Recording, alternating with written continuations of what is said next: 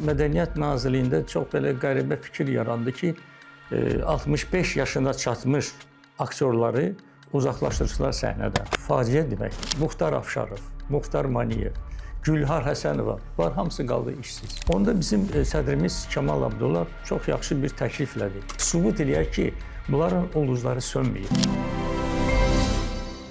Mən deməli Rafiq Kaşanlı, Rizvanoğlu 1941-ci ildə anadan olmuşam. Deməli, məktəbi qutarandan sonra teatr institutu var idi. Teatr institutuna daxil olmuşam. Orada aktyor fakültəsi ilə. Və ondan sonra qutarandan sonra deməli mən işləmişəm televiziyada, rejissor köməkçisi. Sonra Mərkəzi Komitə, Komsomolun Mərkəzi Komitəsində işləmişəm. Və sonra dəvət olundum mən Mədəniyyət Nazirliyinə. Və Mədəniyyət Nazirliyində mən 18 il işləmişəm. Mədəni maarif müəssisələrinin rəisi vəzifəsində Respublika İxtisaslaşdırma kursunun direktor olmuşam. Və ondan sonra deməli 1988-ci ildə deməli Mədəniyyət Fondu yarandı. Və məni məsləhət bildilər ki, Mədəniyyət Fondunun sədr müavini vəzifəsində işləyim. Və indiyə qədər də işləyirəm. Deməli, haradasa 2008-ci ildən bəri bizim adımız dəyişildi. Biz olduq deməli Azərbaycan Yaradıcı Fondu. Belə məsləhət oldu. Və birinci bizim sədrimiz fond təşkil olunanda akademik Bəşir Nəbiyev idi. Hamımız onu tanıyırıq. Çox gözəl bir insan, gözəl akademik. Və sonra düz 90-cı ildən Kamal Abdulla bizim Yaradıcılıq Fondunun sədridir. İndi də bu vəzifədə işləyir. Deməli, fond yarananda demək olar ki, bizim təşkilatımız birinci təşkilatdır ki, qeyri-hökumət təşkilatı kimi başladı fəaliyyət göstərməyə. Sonra başqa deməli, təşkilatlar yarandı. Simurq təşkilatı, assosiasiyası yarandı. Fuad Mamedovun rəhbərliyi ilə və başqaları. Çox belə bir maraqlı işlər çox keçirdik biz. O vaxtlar bilirsiniz nə qədər yaşayış məsələsi biraz çətin idi. Ona görə biz məqsəd qoyduq ki, birinci növbədə kömək eləyək ehtiyac olan insanlara, mədəniyyət işçilərinə. Sizi videodan ayırdığımız üçün üzürlü sayın. Miraç YouTube kanalının mənəvi dəstəyə ehtiyacı var. Kanalımıza abunə deyilsinizsə, abunə olmağı, videolarımızı bəyənib paylaşmağı unutmayın. Əgər maddi dəstək olmaq istəyirsinizsə, aşağıda gördüyümüz Patreon linkinə daxil olaraq bizə dəstək ola bilərsiniz. xoş izləmələr. Bu neçənci il idi? Bu deməli 90-cı illər idi. 90-cı illər idi. Onda biz deməli sponsor tapdıq və o ağır bir vəziyyətdə biz 50 nəfərə biz təqaüdçü saxlayırdıq. Orada hətta məşhur adamlar da var idi. Sara Qadimova, Mirzə Babayev və başqaları. Onda biz assosiasiya yaradıq. Deməli, Sönməyən Ulduzlar Assosiasiyası yaradıq. O təşkilatı ona görə yarandı ki, deməli, onda Sovet dövründə, deməli, Moskvada yaranmışdı, deməli, Sovet Mədəniyyət Fondu. O Mədəniyyət Fondunun da, deməli, rəhbəri elə bir insan idi, elə bir akademik idi ki, bütün dünya tanıyırdı onu. Dmitri Sergeyeviç Lixaçov. Və öz çıxışında o dedi ki, biz Mədəniyyət Nazirliyi axı bütün işləri görə bilməz, iş o qədər çoxdur ki, mədəniyyət sahəsində. Gəliz biz bu Mədəniyyət Fondunu yaradaq ki, əl uzadaq, deməli, ehtiyac olan adamlara. Sonra ondan başqa işlərimizi elə quraq ki, deməli, başqa işlərlə də məşğul ola bilək. Məsəl üçün, müəyyən maddi texniki bazanı möhkəmlətmək lazımdır. Mədəniyyət Fondunun da buna imkanı var. Və ona görə bu işlə də biz məşğul olduq. Assosiasiya yarandı. Çoxlu incəsənət mədəniyyət işçiləri bura cəlb olundu bizim təşkilata. Və biz orada müəyyən tədbirlər keçirdik. Hələ indiyə qədər deməli bizdə maraqlı klub var. O klubda biz maraqlı insanlarla görüş keçiririk. Məsəl üçün bu yaxınlarda Cəvahir Quliyev bizim məşhur bəstəkarımızla. Sonra haradasa 1-2 həftə bundan qabaq Respublikanın xalq artisti Rafiq Əzimovla tədbir keçirdik. Və belə tədbirlərimizin çox olar. Və bizim deməli sədrimiz onda assosiasiyanın sədri Azər Zayev idi. Onu bütün Azərbaycan tanıyır. Ziyalı adam idi. Onun anası Həqiqət xanım Şah İsmail operasında Ərəb Zəngirovunda çıxış eləmişdi. O illər Mədəniyyət Nazirliyində çox belə qəribə fikir yarandı ki, 65 yaşına çatmış aktyorları uzaqlaşdırırlar səhnədən. Bu da çox belə bilirsiniz, faciə deməkdir. Aktyor, xalq artisti gəlib deməli 65 yaşına çatanda əsl mənada puxtalaşıb, onun imkanları var və istedadı var və bunlar Muxtar Afşarov, Muxtar Maniyev, Gülhar Həsənova, bunlar hamısı qaldı işsiz. Onda bizim sədrimiz Kemal Abdullah çox yaxşı bir təkliflədi. Gəl sönməyən ulduzlar teatrı yaradaq, həm assosiasiya yaradaq və sübut eləyək ki, bunların ulduzları sönməyib. Elə də oldu. Biz deməli bu teatrı yaratdıq. Bu Məmməd Kamal Kəzimov, Adil İskəndərovun köməkçisi idi. O çox gözəl rejissorluğu var idi onun. O Vaqif tamaşasını Adil İskəndərovla bir yerdə qoymuşdu vaxtilə. Və ona görə onun üçün çətin deyildi, problem deyildi bu tamaşanı göstərməyə. Biz bu tamaşanı Azərbaycan Dram Teatrında göstərdik. Hətta bilirsiniz, qəribə qalsa da Oqtay Ağayev müğənnidir. Amma biz ona Təlxəkiroğlu verdik Vaqif Həsənova. Çox gözəl oynadı. Yaşar Əliyev dedi ki, mən heç onun kimi oynaya bilmədim. Sonra Həsənova Turabov bizim Kemal müəllimdən soruşdu ki, daha doğrusu Kemal müəllim soruşdu ki, siz belə bir tamaşanı azdramada qoya bilərsiniz. Həsənov müəllim deyir, biz qoya bilmərik. Çünki bizdə belə aktyorlar yoxdur. Siz onları hamısına yığmısınız, onlar da imkanları var. Mustafa Süleymanov Vaqif rolunda, məsələn, Muxtar Maniyev Şah Qacar rolunda və başqaları da hamısı deməli çox yüksək səviyyədə deməli bizim tamaşamız keçdi. 2 dəfə biz bu tamaşanı göstərdik və bu tamaşadan başqa da biz sonra Məmməd Kamal Kəzimovdan sonra bizim deməli rejissorumuz oldu Hafiz Fəthullayev. Siz təsəvvür edirsiniz ki, bu adam görmürdü, tamamilə kör idi. Və çox gözəl də hissiyyəti var idi. Mənə deyirdi ki, sən niyə bu tamaşada sol tərəfdə dayanmısan? Keç sağa. Deyirəm, axı sən gör, sən hardan bilirsən? Deyirəm, mən hiss edirəm onu. İndi siz baxmayaraq belə bir insan bizdə bir neçə tamaşa göstərdi. Bir neçə tamaşa hazırladı. Məsəl üçün, Üzeyir Hacıbəyovun Ər və Arvad tamaşası.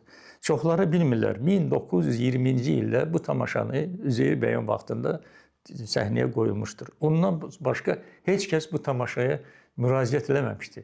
Düzdür, indi musiqili komediya teatrı sonradan, bizdən sonra dedilər ki, özdə birinci biz o tamaşanı göstərdik. Sonra ondan sonra musiqili komediya teatrda o tamaşanı göstərdi.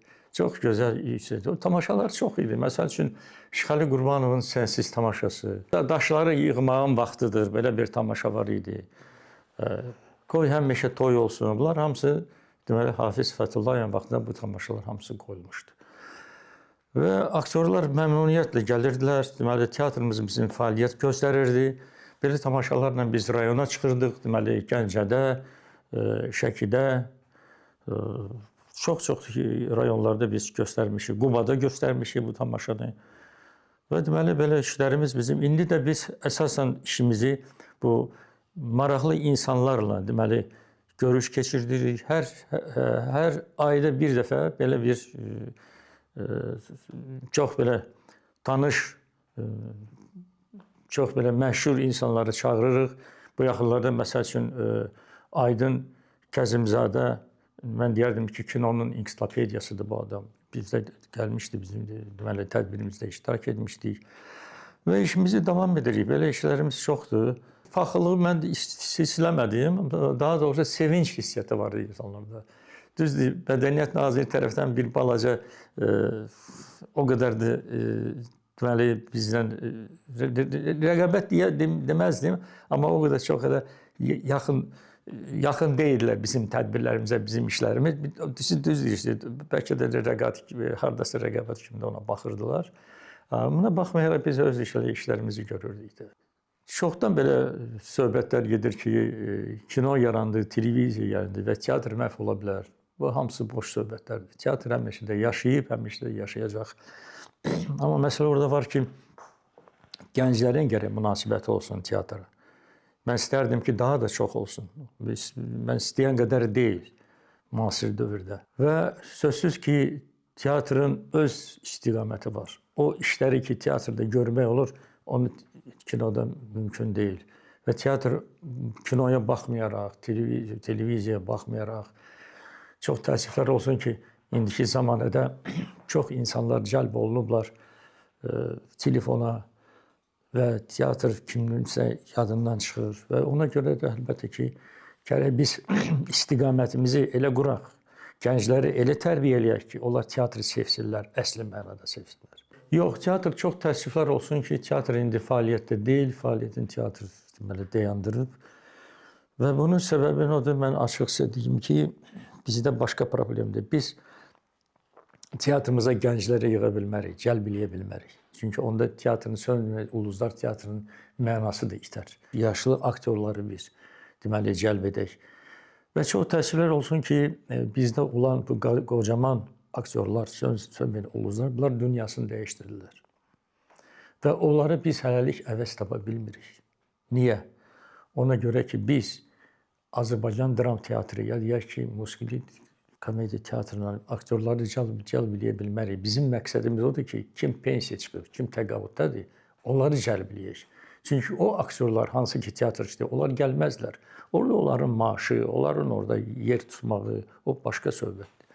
Ona görə biz elə vaxt lazımdır ki, keçsin, müəyyən vaxtlar, məsəl üçün, aktyorlar yaşı daha da çox olsun, pensiya çıxsın, ondan sonra biz onu sönməyən ulduzlar teatrı cəlb edək. Və burada bu böyük bir problemdir bizdə.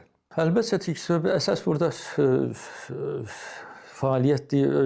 Bizdə belə heç vaxt vermək burada aktyor, teatrda aktyorlar ştatdadır, maaş alırlar. Bizdə belə deyildi. Biz ancaq teatr tamaşanı göstərəndən sonra imkan qədər onlara deməli köməklik edirdik, maaşını verirdik. Amma belə həmişə ki, onlar maaş alsınlar, məsələn, teatrda kimi bizdə elə imkanlar yoxdur. Çünki burada sponsor olmalıdır. Sponsor olanda, indi sponsorumuz yoxdur. Sponsor olanda teatr saxlayırdı, köməklik edirdi, lazım olan premiyalar verirdi, maaş verirdi. Bu imkanlar bu idi. Və ona görə indi biz heç bir aktyor nə azdramadan, nə musiqili teatrdan heç kəs indi hal-hazırda gələ bilməz. Öz maaşını qoyub, imkanlarını orada qoyub gəlsin bizə. Bu mümkün deyil. Mənə gəlir ki, indi Milli Məclisdə də o günü mən eşitdim, söhbət var idi ki, həkimlərin, müəllimlərin yaşda olan insanların 65 yox, 70-ə qədər çatdırsın. Belə bir fikir var idi. Çünki rayonlarda, kəndlərdə həkim yoxdur. Həkim elə 65 yaşında həkim olur da. Bunun deməli cərrahi var, hansı ki bu yaşda gəlir, nətər deyirlər, əsli mənada sənətkar olur. Və ona görə mənə gəlir ki, bu məsələni həll etmək lazımdır bir dəfəlik. Məsəl üçün Moskvada belə bir aktyor var idi, Zendel. Bəlkə siz eşitmişsiniz onu. O 101 yaşına qədər çıxışladı. 101 yaşında Don Kixot oynayırdı. Necə olur ki, Rusiyada aktyor 100 yaşında çıxır, biz 65 yaşında deyirik ki, yox, daha bəsdir, çıx get. Belə olmaz. Mənə gəlir, əsas problemlər budur. Çünki yaşlı aktyorlar bizdə çoxdur. Onlar çox deməli bizə xeyir verir, cəlb edir tamaşaçıları və bu əsas problemlərdən biridir. Başqa problemlər də. Əlbəttə ki, indi nətər edirlər? Teatrı sevənlər də var, teatrı sevməyənlər də var və ona görə bunları hamısını nəzərə almaq lazımdır ki, biz gəncləri elə tərbiyə verək, elə onları tamaşaları cəlb edək ki, onlarda o həvəs ölməsin, həmişə onlarda həvəs qalsın. Deməli, Azər Zayev bizim o, mən deyərəm ki, aristokrat bir insan kimi o çox maraqlı hadisələr bizə söyləyirdi. Deyirdi ki, mənim olardı bir 12-14 yaşım, mən opera teatrında əyləşmişdim və Üzeyir bəy mənim dalımda oturmuşdu. Anam da səhnədə idi. Üzeyir bəy bunlarını belə düzəltdi, dedi ki, oğul, sən kimin oğlusan? Mən demədim ki, mən Həqiqət xanımın oğluyam. Mən dedim ki, mən Ərəb zənginin oğluyam. Üzeyir bəy bunlarını belə düzəltdi, dedi, bəs atanın adı nədir? Dedi, atamın adı Hüseyndir. Yaxşı ki, dədənin adını bilirsən, Üzeyir bəy. Belə maraqlı söhbətlər bizə Azər müəllim söyləyirdi. Deyir ki, günlərin bir gündə Seyid Rüstəmov qonaq gəlir Üzeyir bəygilə və Mələk xanım çox belə şadlıqla qəbul edir qonağı. Əyləşir, aş verdilər. Dedi, yox, mən evdə yeyib gəlmişim Seyid müəllim. Dedilər, yox da bir-iki qaşıq yeyərsən. Bu bir-iki qaşıq yeyəndən sonra dedi, olar ki, mən bir dəfə yeyeyim. Deyir, o nə olur? Olar. İkisini yedi. Sonra üçüncünü xahiş etdi. Belə yeyəndə Züheyr bəy qayıtdı ki, Mələk xanım, bu yaxşı ki, evdə yeyib gəlim. Evdə yeməsəydi, buludu da yeyərdi. Belə söhbətlər var idi. Deməli, bu məlum kitab, mən deyə bilərəm ki, biz fəxr edirik bu işlə. Bu çox gözəl bir kitab yarandı. Kitabı siz özünüz də görəcəksiniz və görürsünüz. Kitabın çox əziyyət çəkdik o kitab yarananda. Amma nəhayət sevindik ki, doğrudan da biz böyük bir iş görmüşük o kitabı yaranmaqda da. İndi özünüz sizi varaqlayıb görəcəksiniz. O kitabda bütün bizim ustalar haqqında, deməli, Sara Qədimovadır, deməli, Məmməd Kamal Kəzimovdur və başqaları çox deməli orada Azər Zayev özü. Bunlar hamısı o kitabda əks tapıb öz yerini götürüblər və o çox kitab nətər deyirlər, çox səs verdi o kitab öz haqqında. Çox maraqlı bir kitabdır. Miras kanalından mən eşitmişəm. Bilirəm ki, çox maraqlı işlər görünür. Nə deyə bilərəm? Onların işçilərinə, özünə gələcəkdə daha da mühüm işlərlə məşğul olsunlar, daha da maraqlı tədbirlər keçirsinlər və inanıram ki, bunu eləyəcəklər olar. Çünki çoxları tamaşaçılar bu Miras kanallarının razılığını deyirlər və inanıram ki, onlar qabaqda da, gələcəkdə də bizim qarşımızda yaxşı, maraqlı işlərlə məşğul olacaqlar.